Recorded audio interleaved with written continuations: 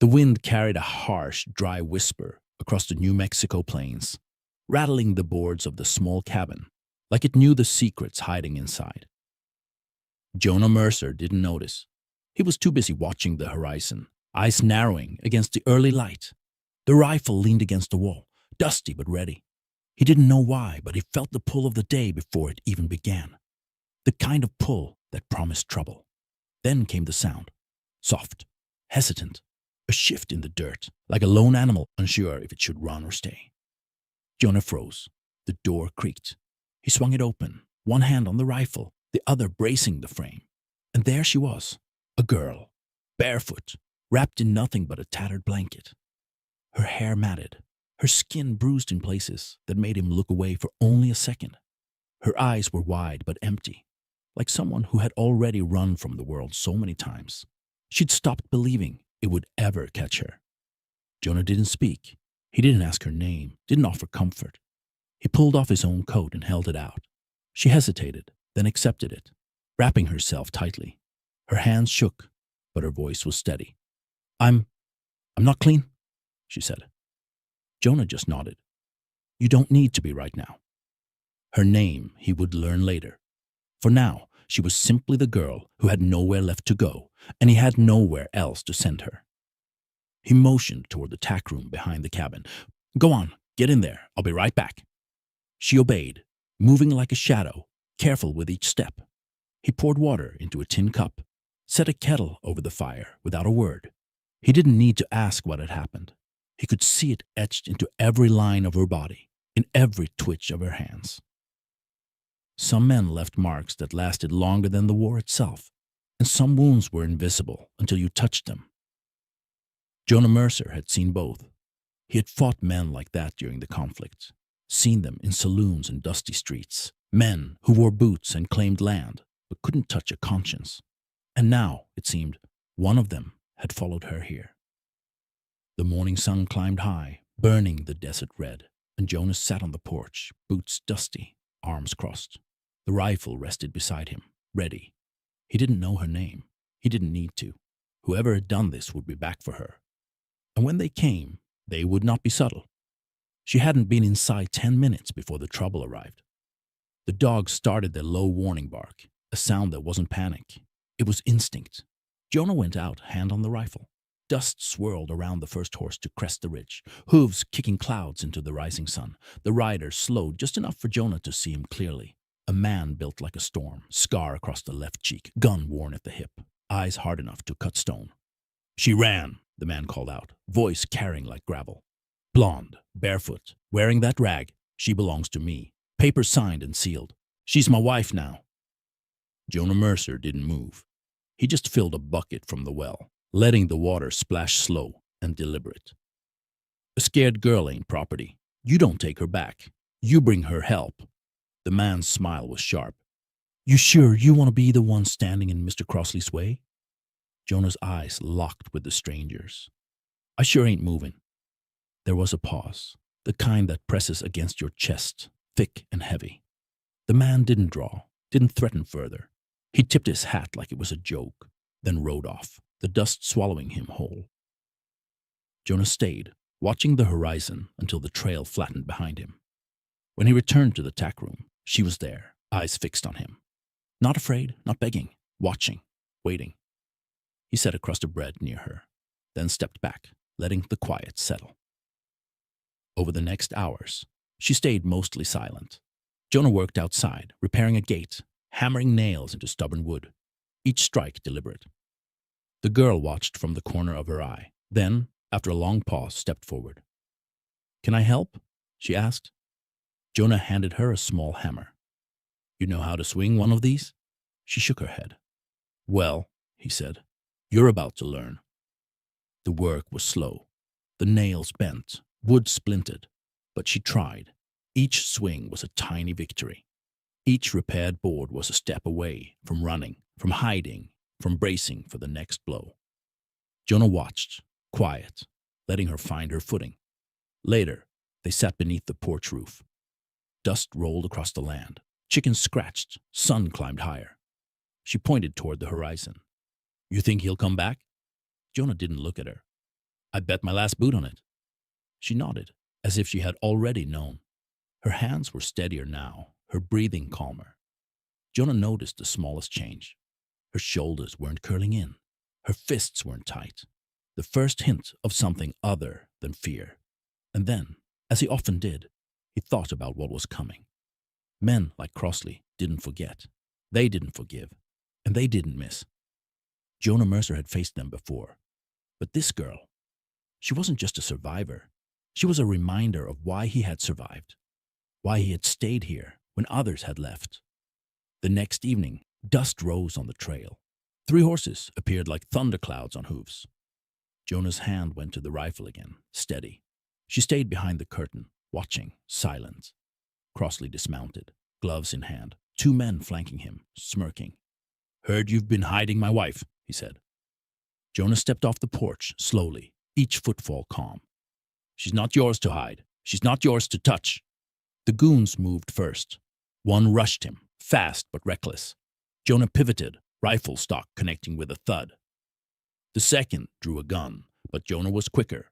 1 shot, center mass. Dust settled.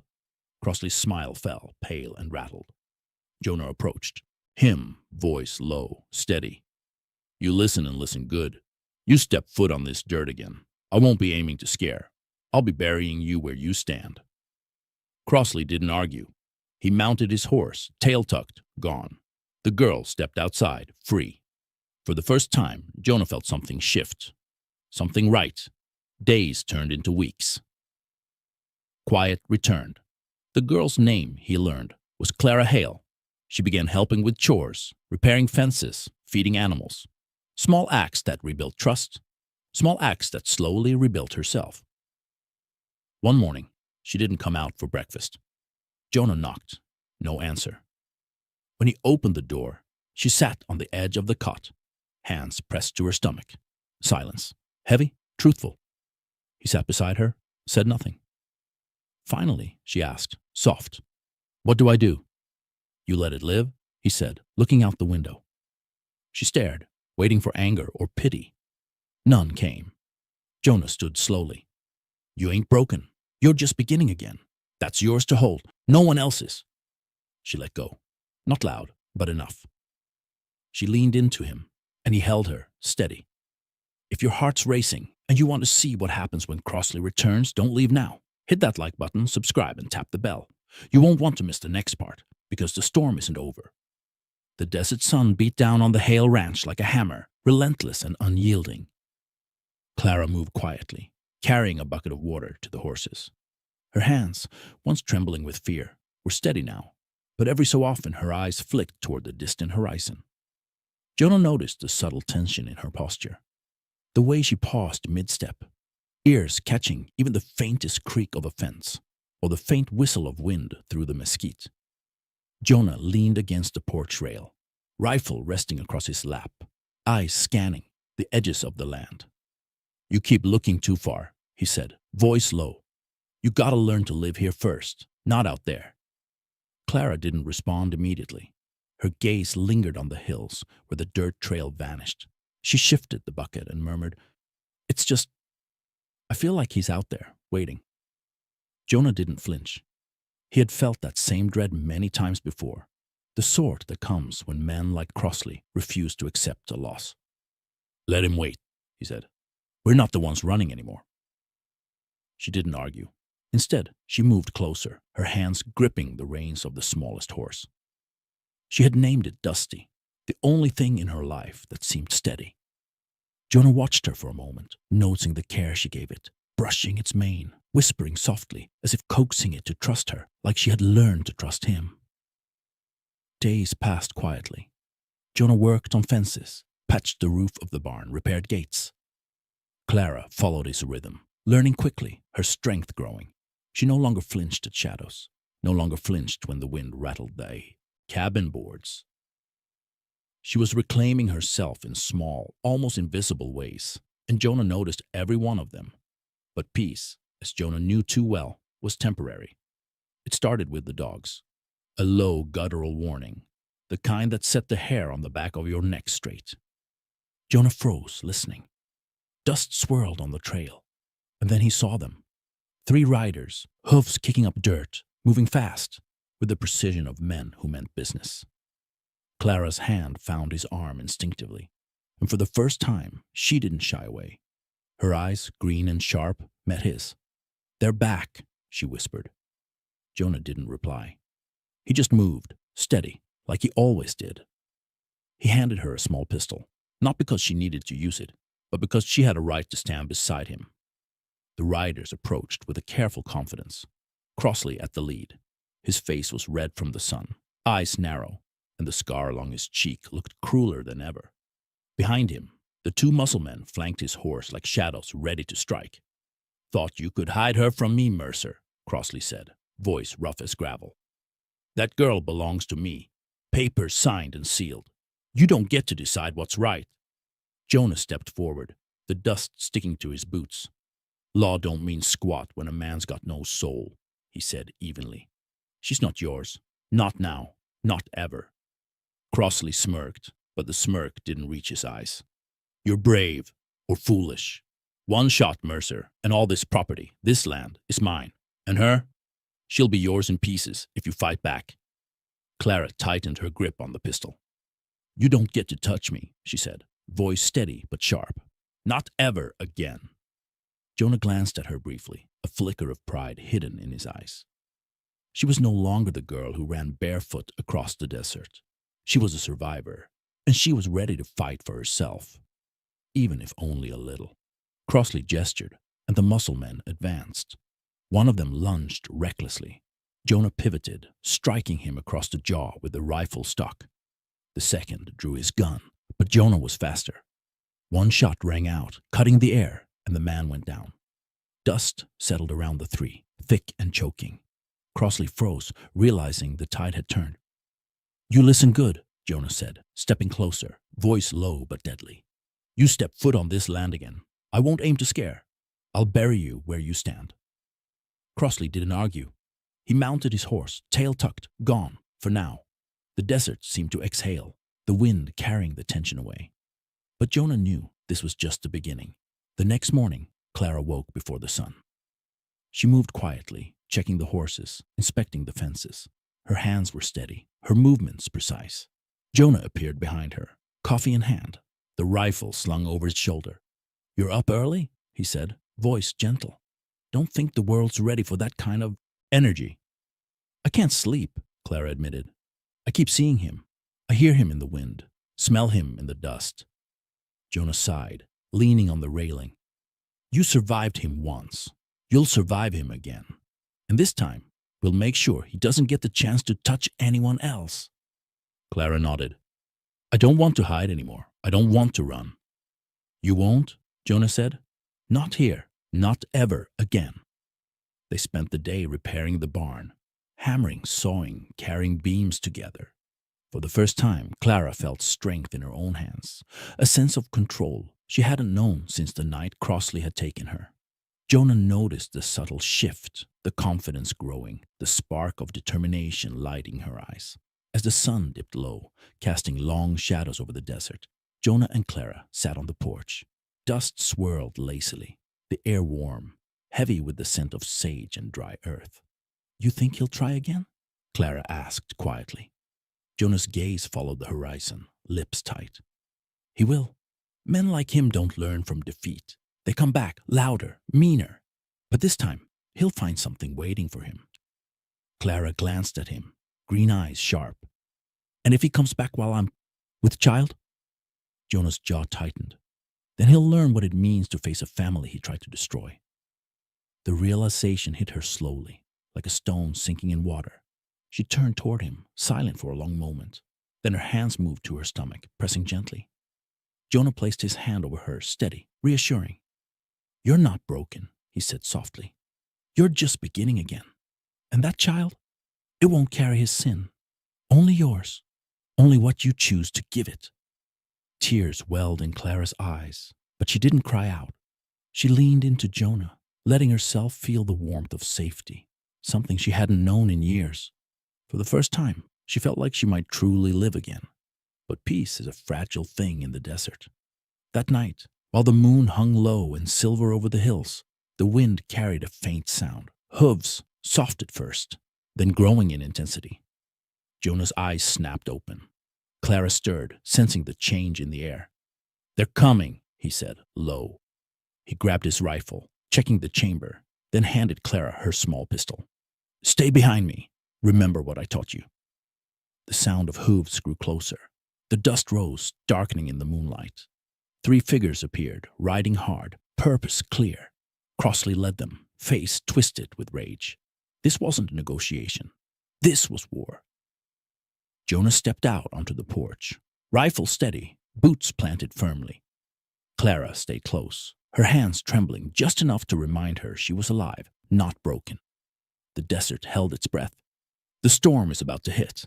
If you're on the edge of your seat and want to see whether Jonah and Clara survive the night, hit the like button, subscribe, and turn on notifications. The next part will deliver the showdown, the redemption, and the secrets that could change everything. Don't miss it. The first light of dawn painted the desert gold and blood red. Dust rose from the trail, stirred by hooves that moved like a storm across the Hale Ranch. Jonah tightened his grip on the rifle, muscles coiled, eyes never leaving the figures approaching. Crossley was back, and this time he wasn't alone. Clara stood behind him, small but unyielding, pistol in hand. Her hands didn't shake. Not anymore. She had learned that fear wasn't weakness. Running was. This time she would stand. The riders pulled up to the fence line. Crossley's eyes glinted with fury, the morning sun catching the scar across his cheek like a cruel reminder of the violence he'd inflicted. His 2 men flanked him, tense, ready to strike at the first sign of weakness. "You think you can hide her from me again, Mercer?" Crossley spat, voice full of venom. "She belongs to me, paper signed, law on my side. And if you won't hand her over, I'll take what's mine by force." Jonah stepped forward, calm as ever. "Law don't mean a damn thing when a man's heart's rotted. She's not yours, never has been." Crossley's grin faltered. He gestured to his men. "Take him." The first man lunged, fast but reckless. Jonah pivoted, striking with the rifle stock, sending the man sprawling. The second drew a gun, but Jonah's aim was true. A single shot, center mass, dust swirling. As the man collapsed, Crossley froze, realization dawning that the fight was lost before it began. "You listen to me, Crossley," Jonah said, stepping close. "You step foot on this land again. I won't aim to scare. I'll bury you where you stand." Crossley's face twisted with rage, but he mounted his horse, tail tucked, retreating into the desert like the coward he was. The dust settled. Jonah exhaled, lowering the rifle. Clara emerged from behind him, eyes sharp. "Is it over?" Jonah shook his head. "For now, but men like him, they come back, always." Days turned into weeks. The Hale Ranch was alive with work and quiet laughter. Clara moved with confidence, her hands steady as she tended to the animals and helped fix the fences. Jonah watched her from the porch, noting the way she had changed, not just surviving, but thriving. One evening, as the sun dipped behind the mountains, Clara didn't emerge for dinner. Jonah knocked softly on the cabin door. No answer. He entered to find her sitting on the edge of the cot, hands pressed to her stomach. "You're different," Jonah said gently, recognizing the silent truth in her posture. She didn't speak. Her eyes, wide and bright, held a new life within them.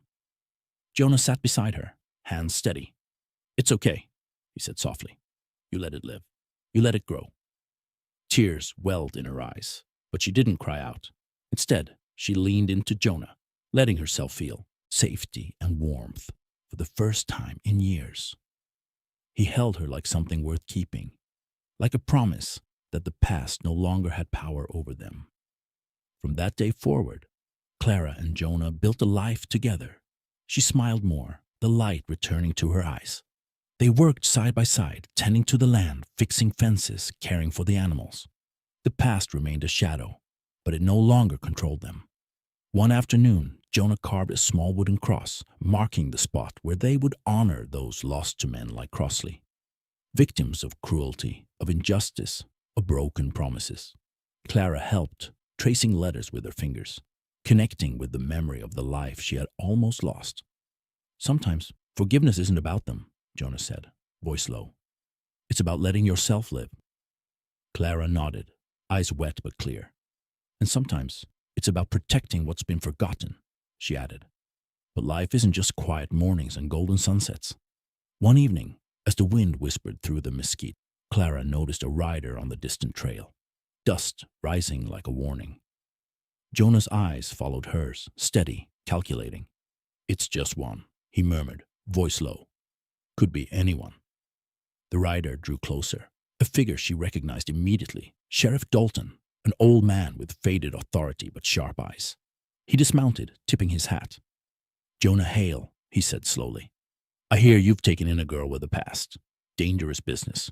Protecting what ain't yours to claim. Jonah didn't flinch. She's not property. She's a person. And I won't let anyone take her again. Dalton's eyes lingered on Clara. Noting the change in her posture, the fire in her eyes, he nodded slowly, respect tinged with wariness. Seems you're doing what the law couldn't, he said, and with that he left, leaving only the soft echo of hooves and the whispering wind. Months passed. The land grew alive with crops, animals thrived, and Clara's strength became undeniable. She carried the child, and the ranch seemed to breathe with the promise of new life. Jonah and Clara were no longer just surviving. They were building, protecting, nurturing. One evening, Jonah found Clara on the porch, holding a small blanket, humming softly. For the baby, she said, eyes bright. Jonah knelt beside her, taking the blanket in his hands. We'll protect this one, he said softly. No one gets to touch her. No one. Clara leaned her head on his shoulder. Not even him, she whispered. No, Jonah said, voice firm. Not even him. Time passed. The baby arrived on a warm spring morning, cries filling the cabin with life. Clara held the child, tears streaming freely, Jonah at her side. The past was still there, but it had lost its grip. They had survived. They had protected what mattered. Jonah looked at Clara, then the baby, and knew that redemption wasn't about erasing the past. It was about choosing to stand, to protect, to love, and to live, even when the world had tried to take everything away. Clara smiled through her tears, holding Jonah's hand, feeling the weight of history and the lightness of hope. The ranch, the land, the life they had fought for. It was theirs and theirs alone. If this story reminded you that courage, love, and protection can triumph even over the darkest past, hit the like button, subscribe, and share this with someone who needs hope. Remember, strength isn't just about fighting. It's about choosing who and what you protect. Don't miss our next story, where courage faces its hardest test yet.